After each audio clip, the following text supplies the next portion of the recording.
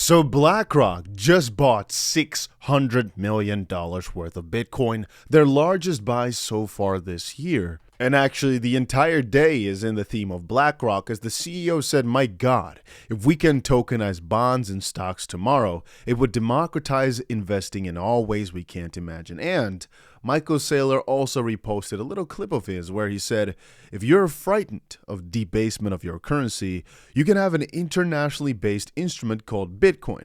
I'm a big believer.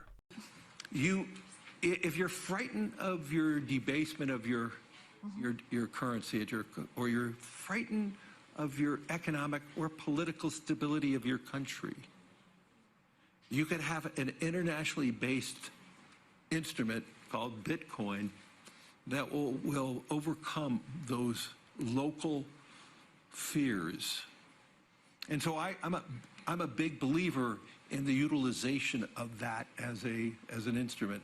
And so if that becomes true, and you see that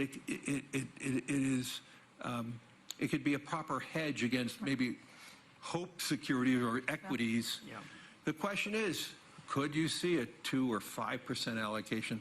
I was with a sovereign wealth fund during this week, and that was the conversation. Should we have a 2% allocation? Should we have a 5% allocation? If everybody adopted that conversation, but it would be 500,000, 600,000, 700,000 per Bitcoin. But does it also? I'm not promoting it, by the way. So that is not my promotion.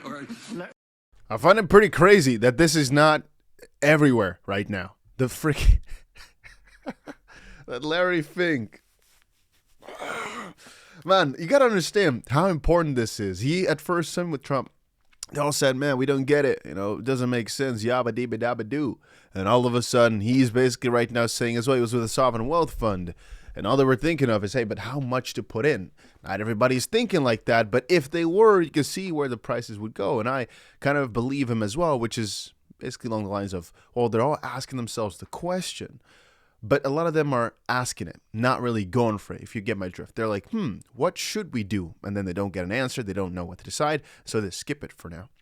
But that's also quite an important and a very beautiful thing for us. If you remember, cryptocurrency, how old has it been, right? 15 years? We really are quite early into this whole new way of I guess, storing funds, a whole new, completely new concept, basically, of money and of wealth. And so when you think about it like that, we don't necessarily want everybody to get it straight away. And this might not sound like something you like to hear. Many people who I talk to, they're like, no, I want it to go amazing right now. And I get it. But I think for a lot of people, that's either because you do not have enough money in it already. That's one. It's because you've got all your money in it already with no ability to buy more, or because you're in a very tough spot and you just need some quick funds. If these three are not true, so in my and a lot of people I speak to situation, you're making more money right now that you can invest into this space. Yeah, so you're not in a situation where you are in dire need of that money. If I 10x my money today, nothing in my life will change. Literally nothing will happen. Nothing. Zero things. So from that perspective, I'm thinking, yeah, I mean, I don't necessarily need it to go up by 10x tenfold today or tomorrow. I have time, and I'm not fully invested yet in the sense that I could buy more, but I'm mostly just trying to wait for a good dip or get myself good positions. I mean, you've most likely seen our trades. Here's some of the trades over on Blowfin right now. You can see we've got ourselves an XRP position in, a virtual position in, and a Bitcoin position in. But you can still see we have another $250,000 available to buy the dip in case it's necessary right here. So we can add another about $2.3 million position if need be. And the reason I've got that here is because, well, if things go bad, I definitely want to keep stacking, even though I'm super bullish and super sure, not financial advice, but I am super sure that things are about to pop off. Here's also a cool video by the Coinbase CEO whom said, Bitcoin is a nice check and balance on deficit spending and inflation. If ever gets too out of hand, people will flee to Bitcoin for safety. Take a look. Bitcoin is a nice check and balance on deficit spending and inflation, because if it ever gets too out of hand, people will kind of flee to Bitcoin for safety. I've heard people talk about having like there could be a sovereign wealth fund for the United States where every citizen gets a share of it on their 18th birthday. And now you have skin in the game, and whenever there's a surplus, it gets paid out as a dividend, right? But there's another interesting post here in the midst, which reads, I do not know anyone who lost money on Bitcoin or BNB for that matter by holding it for 4+ years. This is not a guarantee for anything about the future. And it brings another point with me right here, man. If we keep thinking of these things on a very short term, for example, a 2-month span, for example, yes, things might look negative, right? Things might not look amazing. They might look very, very bad. I mean, Ethereum, it's been a little bit longer than that, but for most coins, yes, this is very much true. But if you look at it from a longer term perspective, for example, in this case, 4+ years, so one entire cycle, it's almost impossible to stay at the negative. Matter of fact, most times you'd be up quite a significant sum, especially if you eventually switch from the big coins to smaller and smaller coins. But even if you just stay with Bitcoin, that's kind of what BlackRock is doing right here, right? That's kind of what MicroStrategy is doing right here. They just stick with Bitcoin and it just keeps on working because generally speaking, the line is mostly just upwards. And I mean, right now, we just got ourselves the most excited crypto US, I guess, that we could have ever dreamed of. A lot of people are not getting that this is also going to take a little bit of time to take into effect.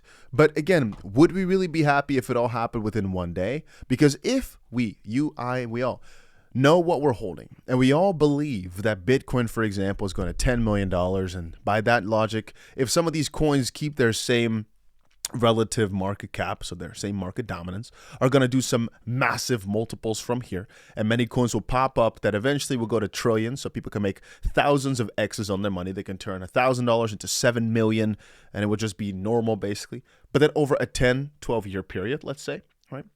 If we think about it like that, then yeah, we want everything to go too quickly, because if everything goes so quick, it's also a make or break type of moment. It either happens or you don't. Most people will miss it. And here, you now have basically another few years, in my opinion, to stack at these cheap prices to, like I just told you as well, for these positions that I'm basically opening all the time.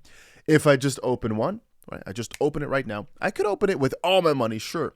But I could also open it with a size where I feel really, really safe that if things go down, I'm still okay. Right. So then in case things actually do go down, I can enter with more, or rather, let's just say I can basically build this position for a few weeks, because with this trading, it's more shorter term, but you can kind of extrapolate it to longer term. I can build this position for a few weeks or so, try to get myself the best average price. So at the moment that it does go towards the upside, I've got a ton in it and I can make so much more than if I just bought it once and it went up and then it comes back down. And now I had one gain, but I didn't have as much money yet. 𝗖𝗂𝗪𝗔𝗐𝗑𝗫. It's, in my opinion, a lot better if you have a longer time frame to stack up these coins, stack up and build your portfolio out. So then the moment that it really starts gaining, you really reap the craziest of benefits from it. Because you got to understand as well, another thing many people forget is you might get unlucky. Maybe you were stacking certain coins for the last while over a 10-12 year period, whatever. I don't think you can really go wrong. But on a shorter term, if everything goes in a blink of an eye, you might have just gotten unlucky. You had the wrong coins. Now everybody has made the 1000x and you're still sitting there with nothing made. If you get my drift, it could happen. But if it's such a basically a world shift over multiple years, I think there's less of a chance of that. But yeah, I mean, the SEC launched a new crypto task force to develop comprehensive and clear regulatory framework for crypto assets. We right now are entering a completely new chapter, and Ross got pardoned. A Bitcoin strategic reserve is at least being talked about in the back end. Got new leadership at the SEC. Hester Pierce to lead the crypto task force. Man, what else would we want? What else do we need? And again, you guys are also, okay, most people actually know. I shouldn't say most guys. But a lot of people that I speak to, they also don't fully understand yet just how much will most likely change over the next 6 to 12 months. If you're asking me, when will the run be over? I still have to say that my initial thoughts, right, were to sell 1% of the portfolio every single day in 2025. And then last year, I'm going to say around maybe the middle of last year, I would say when the second run came, right, the second wind, it would be October or so of 2024.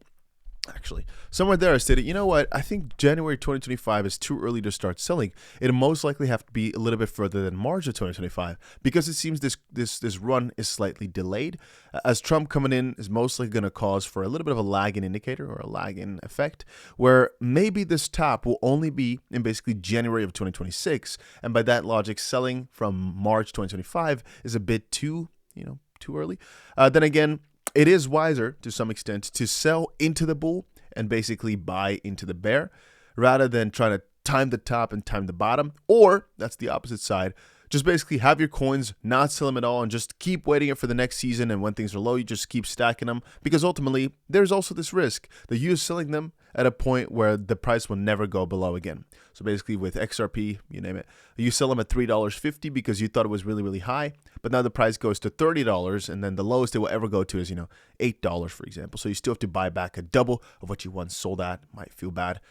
Because to some extent, hey, if you're selling way too early into a bull run, it might literally be you're selling before a 10x or before a 7x, something like that. And then if in the bear run, the price goes down 65%, 80%, because maybe the next bull runs, it might not go down 90% anymore as it previously did. It might not. Then maybe it will not even get back to the price which you sold at if you sold a bit too early, which is why I'd rather be a bit on the risky side by selling a bit late and also selling over a prolonged period of time, multiple months, not just 1 or 2 days or 1 or 2 weeks, just to minimize the risk and minimize the regret, because ultimately, in my book, that is always most important. Anyway, that was it for this little crypto update on what I think is going on right now. This is the best period of our lives, I think, the most prosperous period. A lot of people are forgetting that, but yeah. I just wanted to quickly bring it to y'all's attention. If you're also looking for a platform to trade on, I trade on 𝗏𝗏. There's a link for it down below, or WeX or Bybit. 3 links are down below. You can check all 3 of them out. That's about it for this little crypto update.